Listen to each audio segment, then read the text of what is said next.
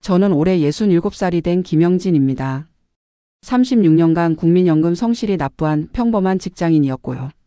지금은 아내와 함께 경기도 안산의 작은 아파트에서 살고 있습니다.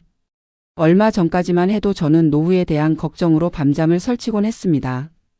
퇴직금은 자녀 교육과 결혼 자금으로 거의 소진했고 남은 건 국민연금 180만 원과 작은 아파트 한 채뿐이었거든요. 그런데 지금은 다릅니다. 매일 아침 일어나는 게 즐겁고 하루하루가 소중한 선물처럼 느껴집니다. 어떻게 이런 변화가 가능했을까요? 오늘은 제 이야기를 들려드리고 싶습니다. 작년 이맘때쯤이었습니다. 저는 큰 회사 영업부장으로 정년퇴직을 앞두고 있었습니다. 동료들과 송별회를 하던 날 누군가 물었습니다. 김 부장, 퇴직하면 뭐 할 거야? 연금이 얼마나 나와? 국민연금 180만 원 정도 나올 것 같은데. 그 순간 테이블이 조용해졌습니다. 누군가 조심스럽게 말했죠. 요즘 물가 생각하면 좀 빠듯하지 않아. 아파트 관리비에 공과금, 병원비까지 하면. 집으로 돌아오는 길 저는 무거운 마음이었습니다. 아내에게 이 얘기를 했더니 그녀는 잠시 생각하더니 이렇게 말했습니다. 여보, 우리 지금까지 잘 살아왔잖아요. 앞으로도 잘 살 수 있을 거예요. 중요한 건 돈이 아니라 마음이에요. 그때는 아내의 말이 그저 위로로만 들렸습니다. 하지만 지금 돌이켜보면 그 말 속에 우리 노후의 행복 비결이 다 들어 있었습니다. 퇴직 후 첫 달 연금 통장에 180만 원이 입금됐습니다. 저는 엑셀 프로그램을 켜고 가계부를 만들기 시작했습니다. 아파트 관리비 35만 원, 전기요금 8만 원, 가스비 12만 원, 통신비 6만 원. 필수 지출만 계산해도 100만 원이 훌쩍 넘었습니다. 거기에 식비와 생활비를 더하면 숫자를 들여다보며 한숨이 나왔습니다. 그날 저녁 아내가 제 어깨를 두드리며 말했습니다. 여보, 내일부터 우리 뭐 좀 해봐요. 뭘 하자는 거야? 일단 동네 한 바퀴 산책부터 해요. 우리 여기 산지 15년인데 정작 동네를 제대로 본 적이 없잖아요. 다음날 아침 우리는 운동화를 신고 집을 나섰습니다. 평일 오전에 아파트 단지는 고요했습니다. 출근하는 사람들의 발걸음도 학교 가는 아이들의 제잘거림도 없었죠. 대신 우리 또래의 노부부들이 벤치에 앉아 햇볕을 쬐고 있었고 누군가는 화단을 가꾸고 있었습니다. 한 할아버지가 우리를 보고 반갑게 인사했습니다. 새로 이사 오셨나요? 아니요, 15년째 여기 삽니다. 아, 그럼 이제 은퇴하셨구나. 반갑습니다. 저도 작년에 퇴직했어요. 그렇게 우리는 첫 동네 친구를 만났습니다. 박씨 아저씨는 같은 동 3층에 사는 분이었는데 매일 아침 아파트 산책로를 걷는다고 했습니다. 내일부터 같이 걸으실래요? 혼자보다는 여럿이 낫잖아요. 그날 이후 우리의 아침 일과가 바뀌었습니다. 6시 반에 일어나 간단히 준비하고 7시에 박씨 부부와 만나 1시간쯤 산책을 했습니다. 처음엔 어색했지만 며칠 지나니 자연스러워졌습니다. 날씨 얘기로 시작해서 자녀 얘기, 손주 얘기로 이어졌죠. 우리 손녀가 이번에 초등학교 들어갔는데 벌써 영어 학원이며 수학 학원이며. 요즘 애들은 참 힘들어요. 우리 때는 학교 끝나면 놀기 바빴는데. 산책을 하다 보니 또 다른 발견도 있었습니다. 아파트 단지 안에 작은 텃밭이 있었던 거예요. 15년 동안 살면서도 몰랐습니다. 관리사무소에 물어보니 주민들에게 분양한다고 했습니다. 한 구에게 연 10만 원. 아내의 눈이 반짝였습니다. 여보, 우리도 하나 분양받아요. 상추랑 쌈 채소 키우면 좋겠어요. 저는 망설였습니다. 농사를 해본 적도 없고 힘든 일은 아닐까 싶었거든요. 괜찮아요. 옆 구획 할머니가 도와주신대요. 방금 얘기했는데 씨앗도 나눠주신다고 했어요. 그렇게 우리는 3평짜리 텃밭 주인이 됐습니다. 매일 아침 산책 후에는 텃밭에 들러 물을 주고 잡초를 뽑았습니다. 신기하게도 며칠 지나니 작은 싹이 올라왔습니다. 상추 싹이었죠. 아내는 어린아이처럼 좋아했습니다. 여보, 이것 봐요. 우리가 심은 씨앗에서 싹이 났어요. 옆 텃밭의 이씨 할머니가 웃으며 말했습니다. 처음엔 다 그래요. 근데 이게 은근히 중독성이 있어서 내년엔 더 큰 텃밭 하고 싶어질 거예요. 텃밭을 가꾸면서 자연스럽게 이웃들과 친해졌습니다. 누군가는 호박 모종을 주고 누군가는 방울토마토 모종을 나눠줬습니다. 감자는 이렇게 심어야 해요. 너무 깊이 심으면 안 돼요. 오이는 지지대를 세워줘야 해요. 안 그러면 땅에 닿은 부분이 썩어요. 어느새 우리 부부는 텃밭 동호회의 막내가 됐습니다. 매주 수요일 오후에는 정자에 모여 막걸리도 한 잔씩 하고 각자 키운 채소로 전을 부쳐 먹기도 했습니다. 한 달쯤 지났을 때 상추가 제법 자라서 첫 수확을 했습니다. 겨우 한 줌이었지만 그 맛은 특별했습니다. 여보, 이게 우리가 키운 상추 맞아요. 왜 이렇게 맛있죠? 정성이 들어가서 그런가 봐요. 오늘 저녁은 상추쌈이에요. 시간이 지나면서 우리의 일상은 더욱 풍성해졌습니다. 월요일 오전에는 아파트 노인정에서 하는 스마트폰 교실에 다녔습니다. 젊은 강사가 와서 카카오톡 사용법부터 사진 찍는 법까지 가르쳐줬죠. 처음엔 어려웠습니다. 손가락이 굵어서인지 자꾸 엉뚱한 곳을 터치하게 되고 글씨를 쓰는 것도 한참 걸렸습니다. 할아버지, 이렇게 손가락 끝이 아니라 지문 부분으로 터치하세요. 아, 그래서 자꾸 안 됐구나. 2달쯤 배우니 이제는 카톡으로 사진도 보내고 영상통화도 할 수 있게 됐습니다. 딸아이가 깜짝 놀랐죠. 아빠, 이거 아빠가 보낸 거 맞아. 상추 사진이랑 텃밭 사진. 와, 잘 찍으셨네. 스마트폰 교실에서 배웠지. 이제 너희들 사진도 자주 보내라. 아빠가 다 볼 수 있으니까. 수요일에는 구청에서 운영하는 실버 요가 교실에 갔습니다. 처음엔 아내만 가려고 했는데 강사 선생님이 부부가 함께하면 더 좋다고 해서 같이 다니게 됐습니다. 자, 숨을 깊게 들이쉬고 천천히 내쉬세요. 몸이 딱딱한 분들은 무리하지 마시고 할 수 있는 만큼만 하세요. 다리를 뻗는 것도 허리를 굽히는 것도 쉽지 않았습니다. 하지만 한 달, 2달 하다 보니 조금씩 유연해졌습니다. 무엇보다 좋았던 건 아내와 함께하는 시간이었습니다. 직장 다닐 때는 늘 바빴고 주말에도 피곤해서 각자 쉬기 바빴는데 이제는 하루 종일 함께였습니다. 여보, 우리 결혼한 지 40년인데 이렇게 많은 시간을 함께 보낸 적이 있었나요? 그러게요. 신혼 때보다 지금이 더 좋은 것 같아요. 금요일 오후에는 동네 도서관에 갔습니다. 책을 빌려서 집에서 읽기도 하고 때로는 도서관 열람실에서 신문도 봤습니다. 도서관 사서 선생님이 추천해준 책들도 읽었습니다. 주로 에세이나 여행기였는데 읽다 보면 마음이 따뜻해졌습니다. 이 책 좋네요. 70대 부부가 캠핑카 타고 전국 일주한 이야기예요. 우리도 언젠가 그런 여행 해볼까요? 당장은 어렵겠지만 조금씩 저축하면 가능할 거예요. 주말에는 더 특별한 일정이 있었습니다. 토요일 오전에는 작은 딸 네 집에 가서 손주들을 봤습니다. 7살, 5살 손녀들이 할아버지, 할머니를 기다리고 있었죠. 할아버지, 할머니, 우리 오늘 뭐 해요? 할아버지가 텃밭에서 딴 방울토마토 가져왔어. 같이 씻어서 먹을까? 손녀들과 노는 시간은 특별했습니다. 힘들기도 했지만 아이들의 웃음소리를 들으면 모든 피로가 사라졌습니다. 일요일에는 교회에 갔습니다. 젊을 때는 바빠서 못 갔는데 은퇴 후에는 매주 빠지지 않고 출석했습니다. 교회에서도 좋은 사람들을 만났습니다.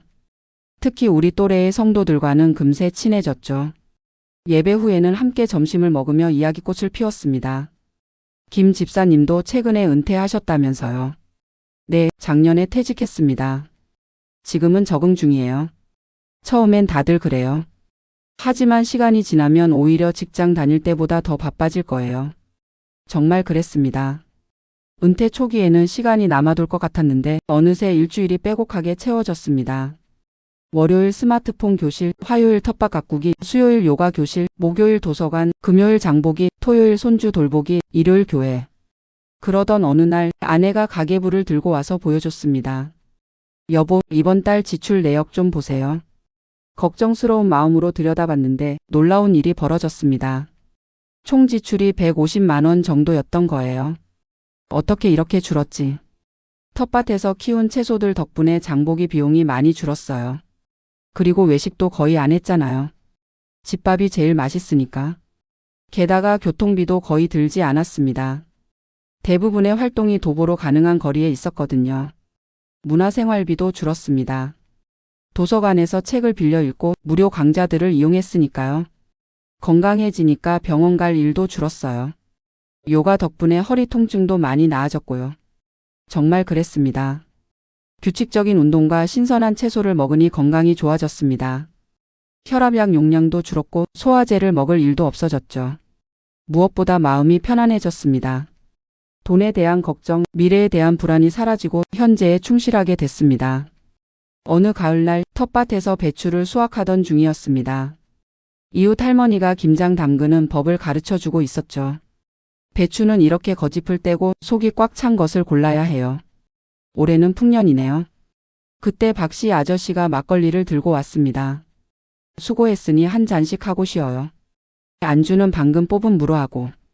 정자에 둘러앉아 막걸리를 마시며 우리는 서로의 수확물을 자랑했습니다. 누군가는 호박을, 누군가는 고구마를 가져왔죠. 이만하면 성공적인 농사 아닌가요? 내년엔 더 욕심내서 옥수수도 심어봐야겠어요. 해가 기울어가는 하늘을 보며 문득 생각했습니다. 이것이 바로 행복이 아닐까 하고요. 거창한 것이 아니었습니다. 건강한 몸으로 일할 수 있고 사랑하는 사람과 함께할 수 있고 좋은 이웃들과 정을 나눌 수 있는 것. 그것이 진짜 행복이었습니다. 겨울이 되자 텃밭은 잠시 쉬어갔습니다. 대신 실내 활동이 늘었죠. 아파트 주민센터에서 하는 바둑 교실에 등록했습니다. 처음엔 규칙도 몰랐는데 차츰 실력이 늘었습니다. 어느 날은 아내와 집에서 바둑을 두기도 했죠. 여보, 내가 바둑을 배워서 당신이랑 둘 줄은 꿈에도 몰랐어요. 나도요. 이런 조용한 취미가 있는 줄 몰랐네요. 추운 겨울밤 따뜻한 차를 마시며 바둑을 두는 시간. TV 소리만 요란하던 거실이 대화와 웃음으로 채워졌습니다. 봄이 오면서 다시 텃밭이 시작됐습니다. 작년의 경험을 바탕으로 더 다양한 작물을 심었죠. 토마토, 가지, 오이, 호박. 씨앗을 뿌리고 모종을 심으며 또 한 해가 시작됐음을 실감했습니다. 여보, 우리 올해는 옥수수도 심어봐요. 그래요. 이씨 할머니가 종자 나눠준다고 했어요. 어느 날 큰아들 가족이 집에 놀러 왔습니다. 저녁 식탁에는 텃밭에서 기른 채소들이 가득했죠. 엄마, 이 상추 정말 맛있어요. 어디서 사신 거예요? 우리가 직접 기른 거야. 아빠랑 텃밭에서. 정말요? 우와, 토마토도 너무 달아요. 손자가 방울토마토를 한 입 베어 물더니 감탄했습니다. 할아버지, 이거 진짜 할아버지가 기른 거예요. 그럼. 할아버지가 매일 물 주고 가꿨지. 대박. 할아버지가 농부가 됐어요. 모두가 웃었습니다. 정말 저는 도시 농부가 된 것 같았습니다. 작은 텃밭이지만 그 안에서 생명을 키우고 수확하는 기쁨을 누리고 있었으니까요. 여름 휴가철이 되자 우리는 작은 여행을 계획했습니다. 해외여행이나 럭셔리 리조트는 아니었지만 가까운 곳으로의 1박 2일 여행이었죠. 강원도 속초는 어때요? 바다도 보고 회도 먹고. 좋아요. 기차 타고 가면 편하겠네요. KTX 할인을 받아 표를 예매하고 저렴한 펜션을 예약했습니다. 크지 않은 방이었지만 바다가 보이는 전망이 좋았죠.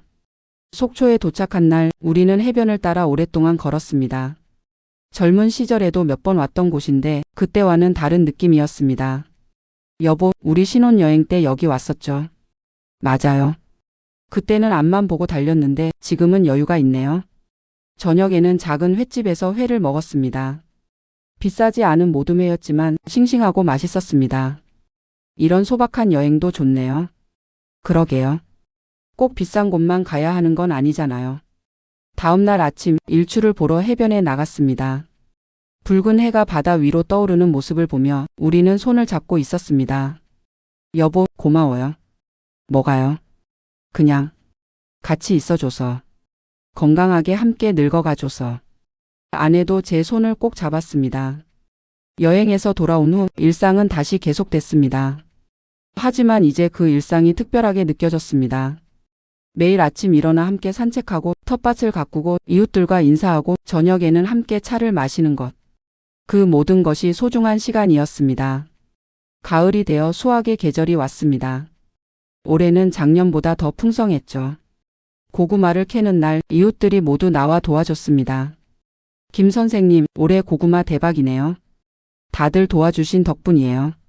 넉넉히 나눠 가져가세요. 커다란 고구마를 들어 보이며 모두가 환하게 웃었습니다. 수확한 고구마는 이웃들과 나눠 가졌고 일부는 자녀들에게도 보냈습니다. 아빠, 고구마 잘 받았어요. 정말 맛있던데요. 아이들이 할아버지 고구마라고 더 잘 먹어요.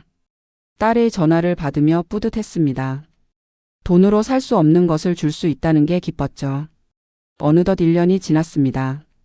은퇴 후 처음 맞는 연말이었죠. 교회에서는 송년 모임이 있었고 텃밭 동호회에서도 작은 파티를 했습니다. 올 한 해 수고하셨습니다. 건강하게 내년에도 만나요. 모두가 잔을 들어 건배했습니다. 1년 전에 걱정과 불안은 온데간데 없었죠. 집으로 돌아와 아내와 마주 앉았습니다. 거실 탁자 위에는 오래 찍은 사진들이 놓여 있었습니다. 텃밭에서 찍은 사진, 손주들과 찍은 사진, 여행지에서 찍은 사진. 여보, 우리 참 많은 일을 했네요. 정말요? 언제 이렇게 많은 추억을 만들었죠. 한 장 한 장 넘기며 올해를 돌아봤습니다. 큰 돈을 쓴 것도 아니고 특별한 일을 한 것도 아니었지만 충만한 한 해였습니다. 180만 원으로도 이렇게 행복할 수 있다니. 돈이 적어도 마음이 풍요로우면 되는 거예요. 아내의 말이 맞았습니다. 은퇴 초기의 불안과 걱정은 기우였죠. 중요한 건 얼마를 버느냐가 아니라 어떻게 사느냐였습니다. 새해가 밝았습니다. 올해로 68세, 아내는 65세가 됐죠. 여전히 우리의 연금은 180만 원이지만 이제는 그것이 부족하게 느껴지지 않습니다. 오히려 감사한 마음이 큽니다. 건강하게 함께 늙어갈 수 있고 좋은 이웃들과 정을 나눌 수 있고 소소한 일상의 기쁨을 누릴 수 있으니까요. 며칠 전 또 다른 이웃이 은퇴했다고 인사를 왔습니다. 불안한 표정으로 앞으로 어떻게 살아야 할지 모르겠다고 했죠. 저는 그에게 말했습니다. 처음엔 다들 그래요. 하지만 곧 알게 될 거예요. 은퇴가 끝이 아니라 새로운 시작이라는 걸. 연금이 적은데 괜찮을까요? 저도 180만 원으로 시작했어요. 하지만 지금은 그 어느 때보다 행복해요. 비결은 간단해요. 가진 것에 감사하고 현재를 즐기는 거예요. 그는 고개를 끄덕이며 돌아갔습니다. 아마 그도 곧 알게 될 거예요. 진정한 행복은 많이 가지는 것이 아니라 가진 것을 소중히 여기는 마음에서 온다는 것을. 오늘도 우리의 하루는 평범하게 시작됐습니다. 아침 7시 현관문을 열고 나서니 상쾌한 공기가 폐를 채웁니다. 박 씨 부부가 이미 나와서 기다리고 있었죠. 오늘은 날씨가 참 좋네요. 그러게요. 이런 날은 조금 더 걸어도 좋겠어요. 산책로를 걸으며 우리는 이런저런 이야기를 나눕니다. 어제 본 TV 프로그램 얘기, 장 볼 때 본 물가 얘기, 손주들 자랑. 평범한 대화지만 그 속에 따뜻한 정이 흐릅니다. 혼자가 아니라는 것, 누군가와 함께 한다는 것이 얼마나 큰 행복인지 새삼 느낍니다. 산책을 마치고 집에 돌아오면 아내가 준비한 아침 식사가 기다리고 있습니다. 된장찌개에 김치, 계란말이, 나물 반찬 몇 가지. 텃밭에서 딴 상추예요. 싱싱하죠. 정말 맛있네. 우리가 기른 거라 그런가 더 맛있는 것 같아. 소박한 밥상이지만 정성과 사랑이 담겨 있습니다. 밥을 먹으며 오늘 할 일을 이야기합니다. 오늘은 도서관에 책 반납하러 가야 해요. 그럼 나도 같이 가서 새 책을 빌려올게요. 요즘 읽던 책이 끝나가거든요. 오전 시간은 각자의 취미 생활로 보냅니다. 저는 거실에서 신문을 읽고 아내는 뜨개질을 합니다. 고요한 시간이지만 외롭지 않습니다. 가끔 아내가 뜨개질을 하다 말고 묻습니다. 이 색깔 어때요? 손녀 스웨터 뜨는 건데. 예쁘네. 아이가 좋아하겠어. 점심때가 되면 간단히 식사를 하고 오후에는 도서관으로 향합니다.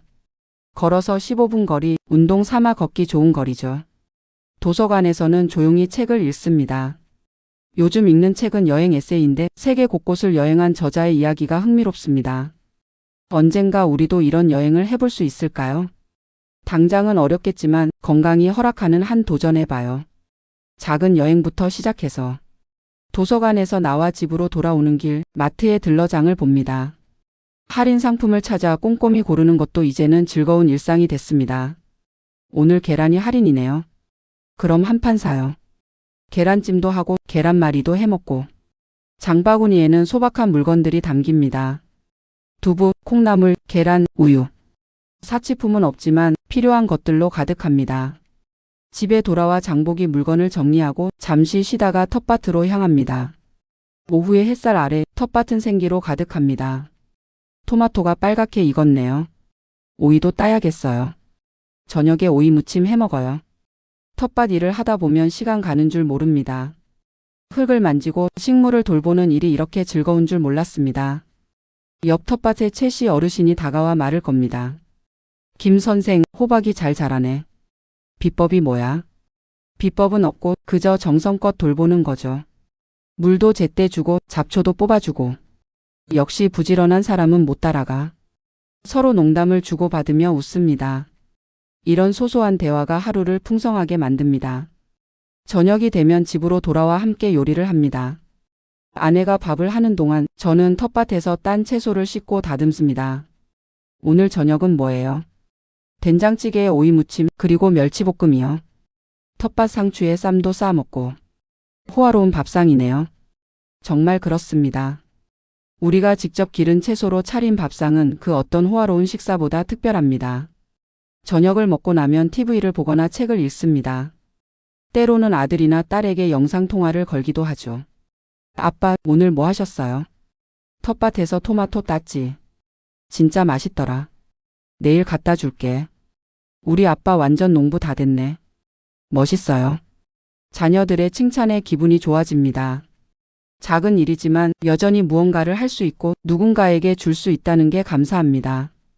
밤이 되면 하루를 정리하는 시간을 가집니다. 침대에 누워 오늘 있었던 일들을 이야기하고 내일 할 일을 계획합니다. 내일은 요가 교실 가는 날이죠. 맞아요. 그리고 오후에는 교회 봉사활동도 있고요. 바쁘네요. 은퇴하고 나서 더 바쁜 것 같아요. 하지만 좋은 바쁨이잖아요. 하고 싶은 일로 채워진. 잠들기 전 우리는 서로의 손을 잡습니다. 40년을 함께한 부부지만 여전히 서로가 가장 큰 위안이 됩니다. 오늘도 수고했어요. 당신도요. 내일도 좋은 하루 되요. 이렇게 우리의 하루가 끝납니다. 특별할 것 없는 평범한 하루지만 그 안에는 작은 행복들이 가득합니다. 일주일에 한 번씩 오는 특별한 날도 있습니다. 수요일 오후 텃밭 동호회 정기 모임이 있는 날이죠. 이번 주는 김장철이 다가와서 배추 절이는 법을 배우기로 했습니다. 이씨 할머니가 선생님 역할을 자청했죠. 배추는 이렇게 반으로 가르고 소금물에 담가요. 농도가 중요한데. 다들 진지하게 듣고 메모를 합니다. 60대, 70대가 되어서도 배울 게 있다는 게 신기하고 즐겁습니다. 쉬는 시간에는 각자 준비해온 간식을 나눠 먹습니다. 누군가는 떡을, 누군가는 과일을 가져왔죠. 우리 집 감이에요. 올해 대풍이라 실컷 따왔어요. 달고 맛있네요. 우리도 내년엔 감나무 하나 심어볼까? 소박한 나눔이지만 그 속에 진한 정이 있습니다. 도시에서는 느끼기 힘든 이웃 간의 따뜻함이죠. 한 달에 한 번은 가족 모임을 합니다. 자녀들이 돌아가며 집으로 초대하는데 이번 달은 우리 집에서 모이기로 했습니다. 아침부터 아내와 함께 음식 준비를 합니다. 갈비찜, 잡채, 전. 자녀들이 좋아하는 음식들을 정성껏 만듭니다. 엄마가 만든 음식이 최고예요. 밖에서 먹는 것보다 훨씬 맛있어요. 할머니 음식이 제일 맛있어. 온 가족이 둘러앉아 식사하는 시간, 이보다 더 큰 행복이 있을까요? 웃음소리와 대화소리로 집안이 가득 찹니다. 식사 후에는 거실에 모여 앉아 이야기를 나눕니다. 자녀들의 직장 이야기, 손주들의 학교 이야기. 아빠, 정말 건강해 보이세요. 은퇴하고 나서 오히려 더 젊어진 것 같아요. 텃밭 가꾸고 운동하고 규칙적으로 생활하니까 건강해지더라. 큰아들이 조심스럽게 묻습니다. 아빠, 경제적으로는 괜찮으세요? 도움이 필요하면 말씀하세요. 걱정하지 마. 연금으로도 충분해.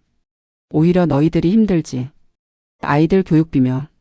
저희는 괜찮아요. 부모님이 건강하고 행복하신 게 제일 중요해요. 자녀들의 마음이 고맙습니다. 하지만 정말로 우리는 부족함이 없습니다. 180만 원이라는 연금으로도 충분히 행복하게 살고 있으니까요. 계절이 바뀔 때마다 우리의 삶에도 작은 변화가 있습니다. 봄에는 새로운 씨앗을 뿌리고 여름에는 더위를 피해 도서관에서 더 많은 시간을 보내고 가을에는 수학의 기쁨을 누리고 겨울에는 따뜻한 실내 활동을 즐깁니다. 작년 겨울 우리는 새로운 도전을 했습니다. 컴퓨터 교실에 등록한 거죠. 처음엔 막막했지만 천천히 배우니 할만했습니다. 자, 이렇게 마우스를 클릭하면 파일이 열려요. 아, 이제 좀 알겠네요. 이렇게 하면 사진도 정리할 수 있겠어요. 이제는 컴퓨터로 사진을 정리하고 인터넷으로 정보를 검색할 수 있게 됐습니다. 새로운 기술을 배운다는 게 쉽지 않았지만 해내고 나니 뿌듯했죠. 올해 봄에는 또 다른 계획이 있습니다. 작은 국내 여행을 더 자주 다니기로 한 거예요. 당일치기나 1박 2일의 짧은 여행이지만 그것만으로도 충분합니다. 다음 달에는 경주 가볼까요? 벚꽃 필 때쯤. 좋아요. 불국사도 다시 가보고 첨성대도 구경하고. 멀리 가지 않아도 오래 머물지 않아도 함께라면 어디든 특별한 여행지가 됩니다. 며칠 전 옆집에 새로운 이웃이 이사 왔습니다. 60대 초반의 부부인데 남편이 최근에 은퇴했다고 하더군요. 인사를 나누며 이야기를 들어보니 우리와 비슷한 상황이었습니다. 연금이 많지 않아 걱정이라고 했죠. 제가 말했습니다. 처음엔 다들 그렇게 생각해요. 하지만 마음먹기에 달려 있어요.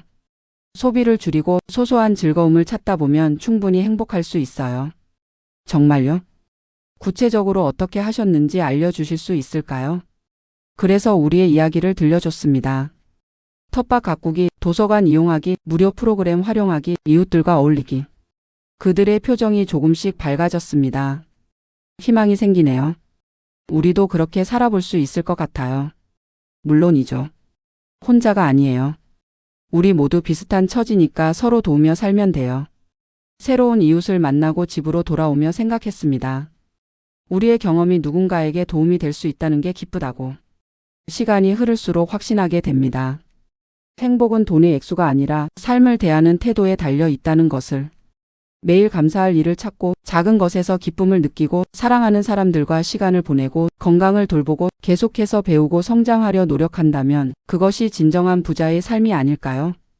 우리는 180만 원의 연금으로 살아갑니다. 하지만 우리의 삶은 그 어느 때보다 풍요롭습니다. 건강한 몸, 사랑하는 가족, 좋은 이웃, 소소한 취미, 배움의 기쁨. 이 모든 것이 우리를 행복하게 만듭니다. 저녁 무렵 텃밭에서 일을 마치고 집으로 돌아오는 길. 노을이 지는 하늘을 보며 아내가 말합니다. 여보, 참 좋은 하루였어요. 정말 그래요. 내일도 이렇게 좋은 날이면 좋겠네요. 그럼요. 우리가 함께 있으니까 매일이 좋은 날이에요. 손을 잡고 걸으며 우리는 미소를 짓습니다. 내일도, 모레도, 그 다음 날도 우리에게는 소중한 하루가 될 거라는 걸 알기에. 이것이 우리의 이야기입니다. 180만 원으로 시작한 은퇴 생활, 하지만 그 어떤 때보다 행복한 노후. 혹시 은퇴를 앞두고 계신가요? 연금이 적어서 걱정이신가요? 저는 당신에게 말하고 싶습니다. 걱정하지 마세요. 중요한 건 얼마를 가졌느냐가 아니라 어떻게 살아가느냐입니다. 마음을 열고 현재를 즐기고 감사하는 마음으로 살아간다면 당신도 충분히 행복한 노후를 보낼 수 있을 거예요. 우리가 그랬던 것처럼.